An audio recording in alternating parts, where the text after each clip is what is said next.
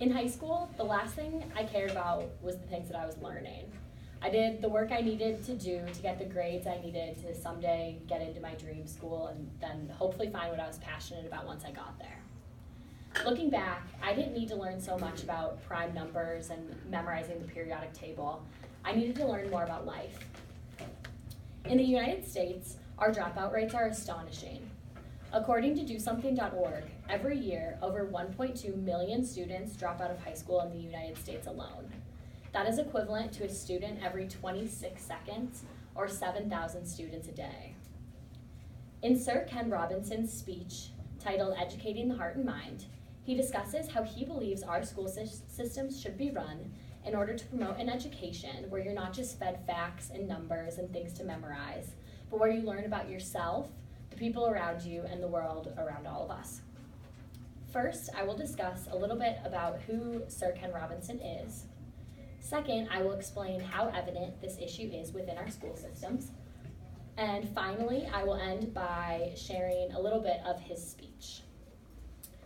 So first of all, who exactly is Sir Ken Robinson? According to his website, sirkenrobinson.com, Robinson works with governments, education systems, international agencies, global corporations, and some of the world's leading cultural organizations to unlock creative energy within people and organizations. He worked for 12 years as a professor at the University of Warwick, and in 1999, he led a national commission on creativity, education, and the economy of the UK government. He has worked with many other governments around the world, including work in Ireland, Singapore, and Southeast Asia, just to name a few. He has written books on the topic of educational reform.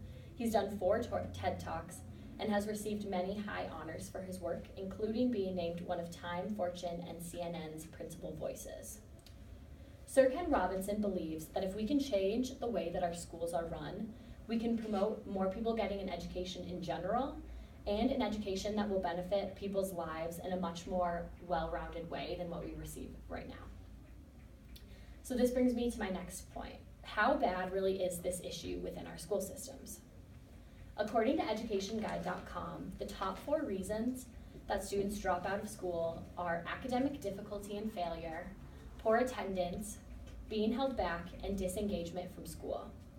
In a nation where 7,000 students drop out each day, there is a reason to believe that it's something within the school systems that's causing this.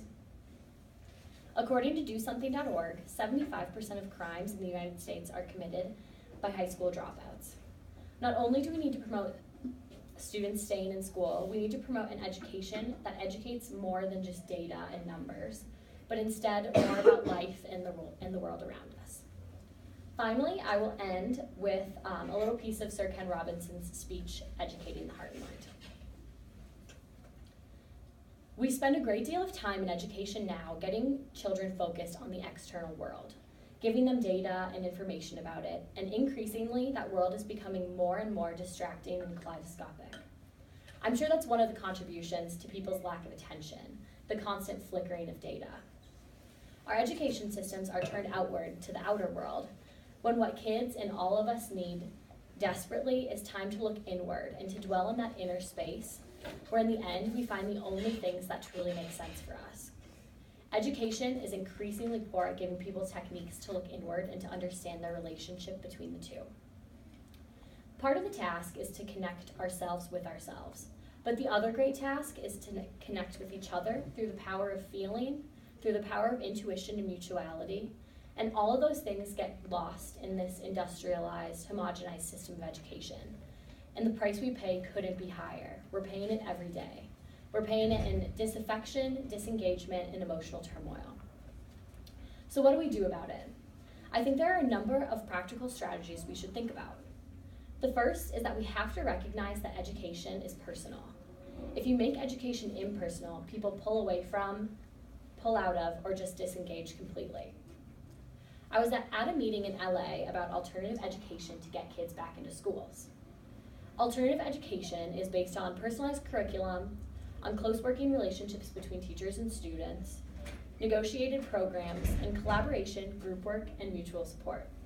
And I remember saying at this meeting, it's interesting that's called alternative education, because that's really just education. It's the alternative that's causing the problem. We should call the mainstream stuff alternative education and get on with the good stuff. I think it's true for all of us that the pain of containing our consciousness or our failure to understand ourselves is greater than the pain it would take to go on the journey to make it happen. And I think that's true in schools. The pain of containing